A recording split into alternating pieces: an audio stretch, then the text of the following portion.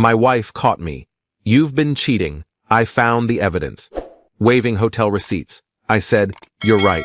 She started crying victoriously. Then I explained, those are from planning your surprise 10th anniversary trip. I, 38 male, have been married to my wife for almost 10 years. We have 2 kids, ages 7 and 5. I thought we had a good marriage, not perfect, but solid. Apparently, I was the only one who thought that. Last Saturday morning, I was in the garage working on some yard equipment when she came storming out, face red, hands shaking, waving a handful of papers. You've been cheating! I found the evidence! She threw the papers at me, hotel receipts, credit card statements, reservation confirmations. My stomach dropped. Not because I'd been caught doing something wrong, but because she'd just ruined her own anniversary surprise. I'd spent 3 months planning a trip to the resort where we had our honeymoon, booked the same suite, arranged childcare with her sister, even got reservations at the restaurant where I proposed, which has a 6-month wait list. I looked at the papers scattered on the garage floor, then back at her. She was crying now, but it wasn't sad crying. It was triumphant crying, victorious, like she'd finally won something. You're right, I said. She actually smiled through her tears. I knew it. I knew something was going on. Who is she? How long has this been happening? I bent down, picked up the receipts, and started organizing them. Our anniversary suite, the dinner reservation, the couple's spa package, the chartered sailing excursion. These are from planning your surprise 10th anniversary trip, I said, keeping my voice flat. We leave in 3 weeks. Or we were supposed to. The color drained from her face. What? Your sister knows. She's supposed to watch the kids. I've been planning this since February. I handed her the stack. She looked through them slowly. The resort confirmation with both our names. The romantic dinner package. The happy 10th anniversary note I'd requested be left with champagne in the room. I didn't. But here's what I don't understand. I leaned against my workbench. Why did you assume I was cheating? Why was that your first thought? She started stammering. Hotel receipts. You've been secretive. I've been secretive about a surprise, for you. But you immediately assumed cheating. Why? And then I watched it happen.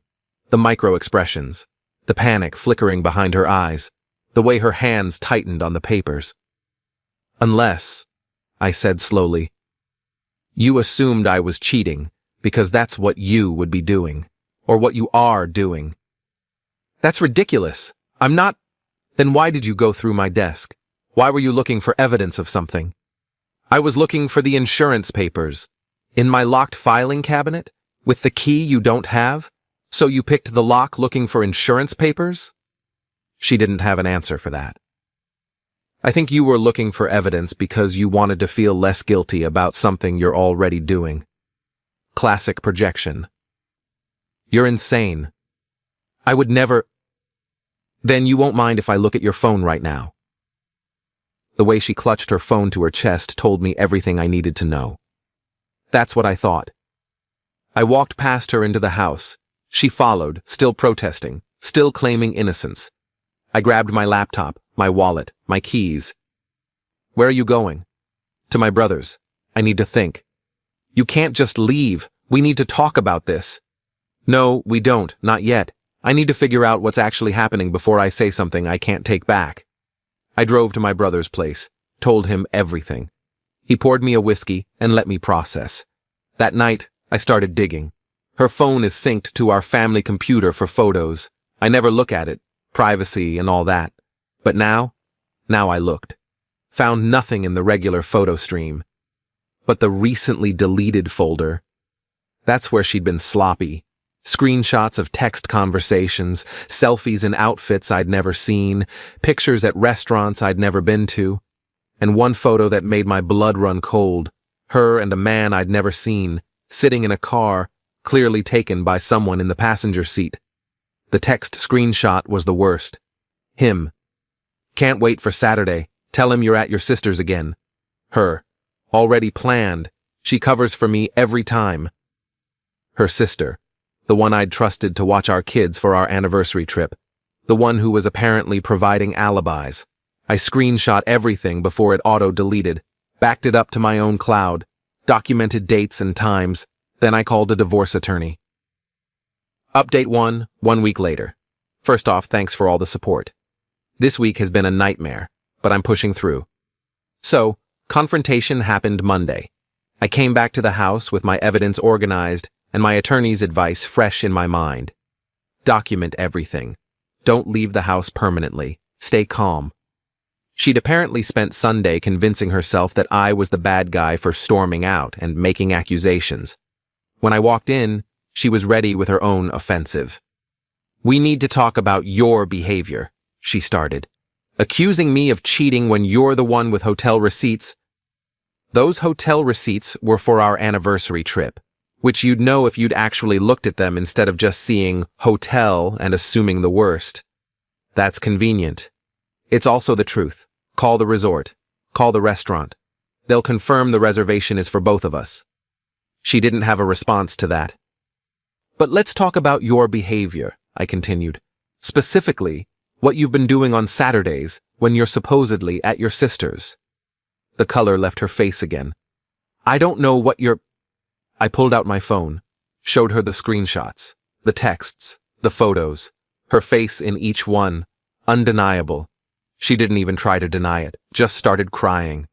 Different crying this time, not triumphant. Scared. "How long?" I asked. "It doesn't matter. How long?" 8 months. 8 months. I'd been planning her anniversary surprise for 3 months while she'd been cheating for 8. "Who is he?" "Just someone from the gym. It didn't mean anything." 8 months is pretty long for something that doesn't mean anything. "I was going to end it. I swear, I was about to end it." "Sure you were." Then came the entitlement that I still can't believe. "But this is partially your fault," she said. "You've been so distant lately, working late, not paying attention to me. I felt neglected. I was working late to afford your anniversary trip, the one I was planning as a surprise, the one that's now canceled because I'll be using that money for a divorce attorney." "Divorce? You can't be serious. What did you think was going to happen? We can work through this. It was a mistake. Couples counseling." "You cheated for 8 months, had your sister cover for you, and then accused me of cheating when you found evidence of your own surprise. There's no counseling for that level of betrayal." She switched tactics, went from crying to angry. "Fine, if that's how you want it, but you'll lose everything. The house, the kids, half your retirement. I'll make sure of it. Good luck with that." "You think I'm kidding? I have friends who've been through this. The courts favor mothers. You'll be paying child support and alimony while I stay in this house with your kids and you live in some sad apartment." She was probably right about some of it. Courts do tend to favor mothers. Divorces are expensive. I'd probably lose a lot, but I'd rather lose money than my self-respect. The next few days were warfare. She told the kids, "Daddy is being mean to Mommy." They started looking at me differently. Our 7-year-old asked why I was making Mommy cry. She called my parents and told them her version of events, that I'd been acting suspicious, and when she questioned me, I flew off the handle and threatened divorce over nothing. She told her friends the same story. I started getting texts from people I'd known for years. "I can't believe you'd treat her like this. She's devastated. How could you throw away 10 years? No one mentioned her affair, because she hadn't told anyone about it. But I had proof, and I was building my case. Her dirty trick came Thursday. I got a call from the police. Someone had reported a domestic disturbance at our address. They sent officers for a welfare check. I was at work. She was home. When I got home that evening, she had this satisfied look on her face. The police were here today. I know. They called me. I told them I've been feeling unsafe, that you've been volatile and aggressive. I've barely spoken to you in 4 days. They don't know that." She was trying to build a narrative, laying groundwork for a restraining order maybe, or just trying to make me look bad for the custody battle. I called my attorney that night. She wasn't surprised. "This is a common tactic. Document the call. Note that you were at work during the disturbance. Get statements from coworkers about your demeanor if needed. Don't give her any ammunition. I started recording all our interactions. Our state allows one-party consent. Every conversation documented. That weekend, I moved into the guest room. She complained to anyone who would listen that I was abandoning the marriage by not sleeping with her. The irony of a cheater accusing me of abandonment wasn't lost on me. Update 2, 3 weeks later. Things escalated quickly. My wife retained her own attorney, apparently using money from a savings account I didn't know existed. The financial discovery process revealed she'd been siphoning small amounts for years. Not enough to notice monthly, but it added up to about $12,000. Her attorney sent a demand letter requesting exclusive use of the marital home, primary custody of the children, $3,200 a month in temporary spousal support, $1,800 a month in child support, payment of her legal fees. My attorney countered with evidence of her affair, the screenshots, the texts, a timeline showing she'd been spending marital funds on her affair partner, dinners, a hotel room she'd booked once that showed up on our joint credit card that she'd claimed was for a girls' weekend. Her attorney's response was infuriating. The affair is irrelevant to asset division and custody in this state. Technically true. We're in a no-fault state. Her cheating doesn't significantly affect how assets are split. But here's where her entitlement backfired spectacularly. Remember her sister? The one covering for her? Turns out, when the sister found out the affair was exposed, she panicked. She'd been lying to her own husband about where she was when she was supposedly watching the kids for my wife's visits.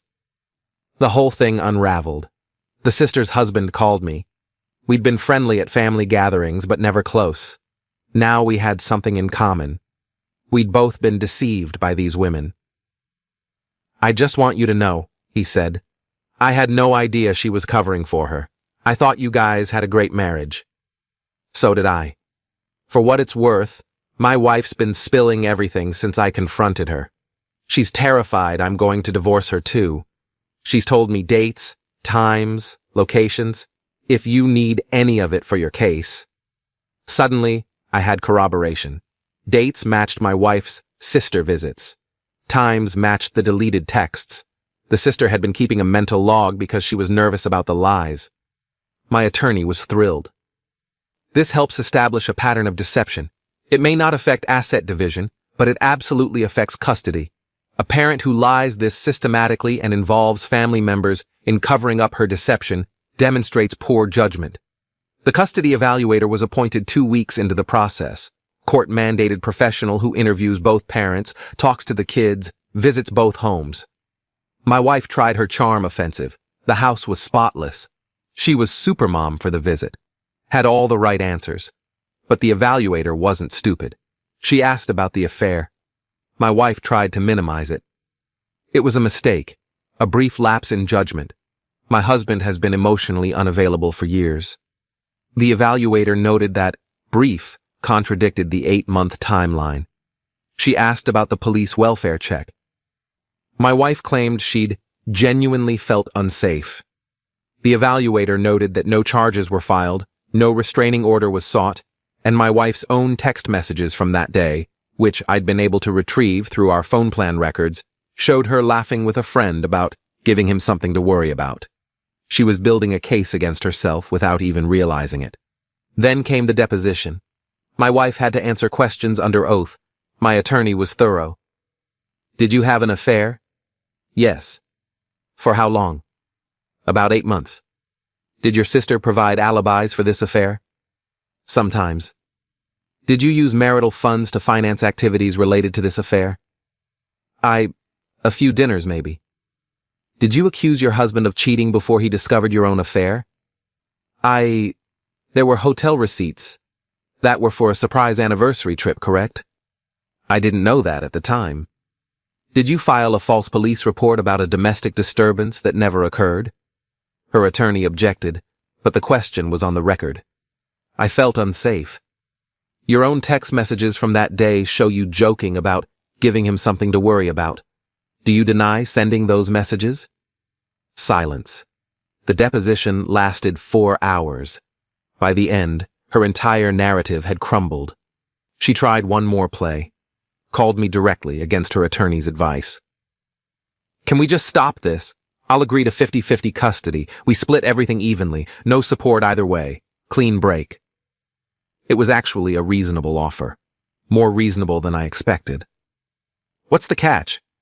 "No catch. I just want this over. The depositions, the evaluators, everyone knowing our business. It's destroying me." I thought about it, consulted my attorney. She had advice that surprised me. "Take it. Trials are expensive and unpredictable. 50-50 custody is good for the kids. Even split is fair for assets.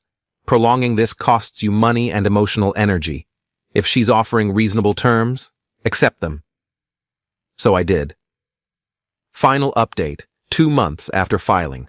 Divorce is final. Here's how it shook out. Custody, 50-50, week on, week off. Kids stay in the school district. We handle transitions civilly. It's not perfect, but the kids are adjusting.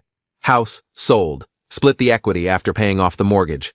I walked away with about $95,000. She got the same. Retirement, split 50-50. Lost about $180,000 of my 401k. That one hurt, but it's the law. Spousal support, none. Her attorney tried to argue for it, but her secret savings account and her full-time job, she'd been hiding that she'd gotten a raise 6 months ago, worked against her. Child support, minimal because of the 50-50 split. I pay her about $320 a month because I earn more. Fair enough. Legal fees, each paid our own. Her $12,000 hidden savings went straight to her attorney. The affair partner? Gone the moment things got legal. He wasn't interested in being deposed or having his name attached to a divorce proceeding. Classic. Her sister? Still married, but barely. Her brother-in-law is making her work to rebuild trust. Family gatherings are awkward now. I don't attend them anymore. My wife's parents found out the truth eventually. Her mother actually called me to apologize for the things she'd said when she only had her daughter's side of the story. Her father hasn't spoken to her since the truth came out. Apparently, he had strong feelings about fidelity. His own father had cheated, and he'd watched his mother suffer. My own parents were supportive once they learned what actually happened.